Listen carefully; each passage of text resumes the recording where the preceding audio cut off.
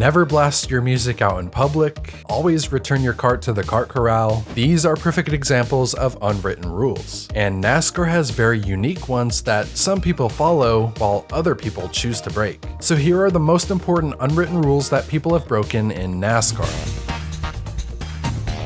As a spectator, you should never throw items onto the racetrack. This is something that I'm surprised doesn't happen more often. Most people would think of Jeff Gordon's Talladega win for an instance like this. This one occurred after the race, but there ended up being hundreds of water bottles and beverage cans thrown onto the front straightaway. And depending on the quantity, it could force NASCAR's hand and make them throw a caution. So it's just common sense not to do this. It seems inevitable that sometimes drivers will run over things like shoes, but no one wants their race ruined because of something a fan does. NASCAR drivers know that this can get NASCAR to call a caution, and they've even tried throwing their own water bottles out of their cars in order to get a yellow before. You can pretty much think of this rule as if an MLB fan was sitting in the front row and reached over the wall to catch a ball in play.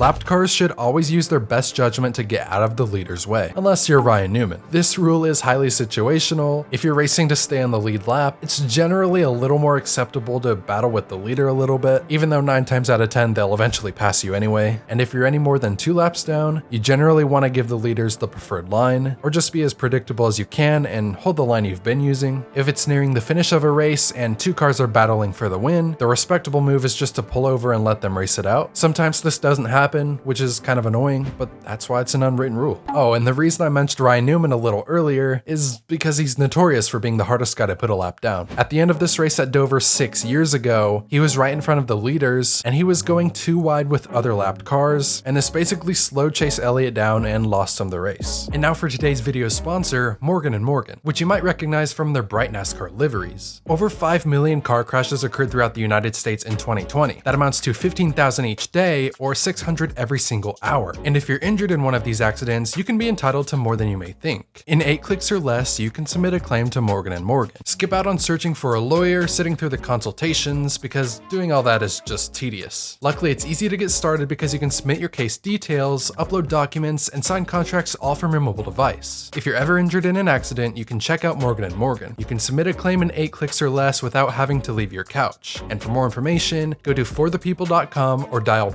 #law. That's #529 from your cell phone. Fighting is allowed. Kinda. Fighting other drivers after a race or a crash happens quite a lot. Sometimes they'll just be going at it, but other times there's a NASCAR official or some other personnel there to break it up. It's very inconsistent, and it mostly depends on the time and place and if the fight is expected or not. But if you're gonna start a fight, make sure to fight with your helmet off, especially if you're the one that's starting it. Fighting with your helmet on is generally viewed as a sissy move, and NASCAR fans seem to hate when this happens because it typically makes the fight very one-sided from the start. NASCAR can get pretty chaotic, because unlike open wheel motorsports, you can block as much as you want in stock car racing. There's no rule against doing so, but you have to gauge the risks and benefits. If you block just one too many times, you could pay a price. You know, such as wrecking out, losing a race, or losing a championship. God, I hate that Edwards is in all of these clips. Even though you can block, drivers usually don't like it, and sometimes they'll spin you into the wall, which I'm not fully against. But blocking definitely adds a unique element to racing, and I bet IndyCar and F1 fans are just cringing at these moves. One thing you should never do under any circumstance is drive your race car through grass. The cars are regulated to sit very low to the track surface, so if you were to hit grass at speed, this is typically what would happen. And yes, even when going slow and celebrating a victory, Carl Edwards had his entire car destroyed because he wanted to do donuts in the grass. It used to be completely fine to go through the grass back in like the 1980s, the era when Dale Earnhardt's pass in the grass happened, but those cars had a ton of clearance underneath, and when Eric Jones tried to do his own pass in the grass at Charlotte in 2017, just look what happened. It ended his race. But while we're on the topic of Charlotte, if you're ever going to go through the grass, Charlotte would be a perfect place to do it. Somewhat recently, they replaced their grass with turf, and crashes like these don't happen there anymore. And don't let your eyes deceive you. Chris Buescher may have gone flipping in the Charlotte grass a year ago, but this was because of his tire falling under his car. So driving through the grass is pretty bad, but flipping through it is way worse. Grass and dirt tend to make race car flips very violent. Ryan Preece just experienced one of the craziest flips in NASCAR history, and it wouldn't have been nearly this bad if the backstretch was paved instead. Something that fans will also want to make sure to never do is climb the catch fence. It's happened before, and aside from it being very dangerous, NASCAR has called a caution for this exact reason before. There's usually security lined up at the fence, so I guess it kind of is a rule, or it's also just common sense. NASCAR drivers like Tony Stewart, Noah Gragson, and Ricky Stenhouse Jr. like to do this after winning races. Maybe it's a bad example for fans, but yeah, just leave it to the pros.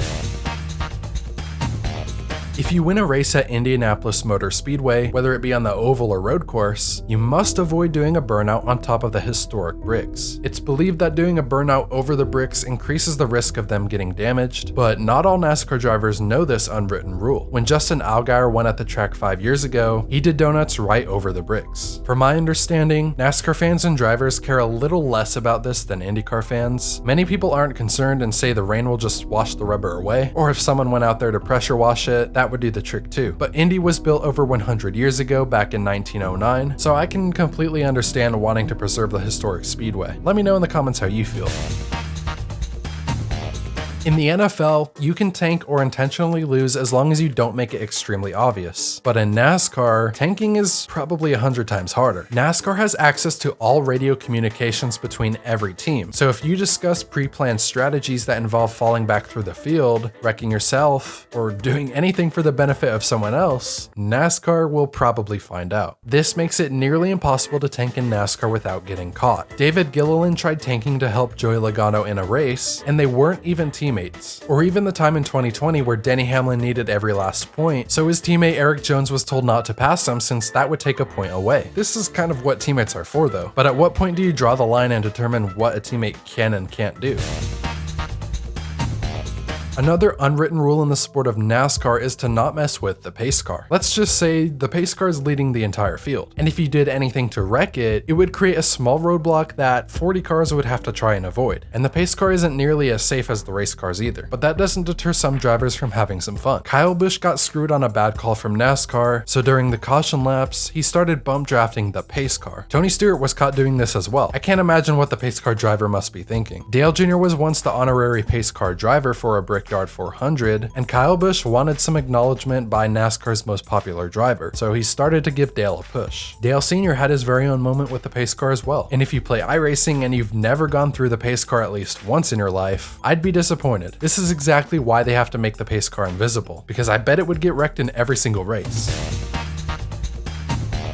Never leave the racetrack before a race is over. This applies to both drivers and fans. I've seen plenty of times where fans start to leave sporting events only to have an insane outcome happen towards the end. They always regret leaving, and that's the truth about sports. You never know what's going to happen next. But for drivers, you absolutely should never leave the track, especially if you don't get permission from your race team. Kyle Busch once crashed in a race at Texas, left the track, and when the crew repaired his car to go back out, he was nowhere to be found. Dale Jr. was also involved in the same wreck, and so he jumped in Kyle's car to finish the race. Not many people get to say they raced for two NASCAR teams in one single race. There are of course exceptions to this rule, like if you're okay with taking a DNF, or if you just have too much damage to repair. The number 00 Starcom Racing entry left a race in their final ever NASCAR start. They pretty much crashed halfway through, and the hauler headed out before the race was even complete, marking the final time Starcom Racing would ever be seen in NASCAR.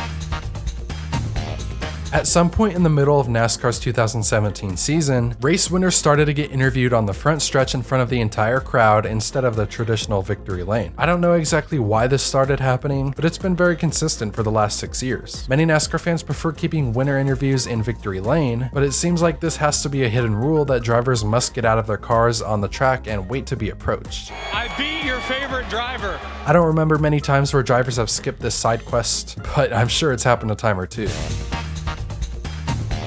NASCAR drivers have basically formed a gentleman's agreement that you should either swerve a few lanes low on the backstretch or wave your hand out the window to signal that you're headed to pit road. It helps to know when the cars around you are about to significantly slow their speed, and this avoids a lot of crashes. You'll most likely see this at the big super speedway tracks because pitting under a green flag is highly technical. And at those tracks, every car in the field should avoid pitting altogether at all costs. I think the maximum amount of cars I've seen be able to make a pit stop at one time is probably 10 to 15. machine. If all 40 decided to pit on the same exact lap, there's no doubt we'd see big ones like these. 12 unwritten NASCAR rules that may have some gray areas, but someone has certainly broke each one before. If you like this type of video idea, consider hitting the sub button. I can't believe I actually get to say this now, but thank you so much for 100,000 subscribers. I've been at it for almost 7 years now, and I can't believe how many people subscribe to this NASCAR content. I know a thank you is insanely generic, but I wasn't planning to hit 100K this fast at all, so thank you for being here. Watch this video next to help us celebrate.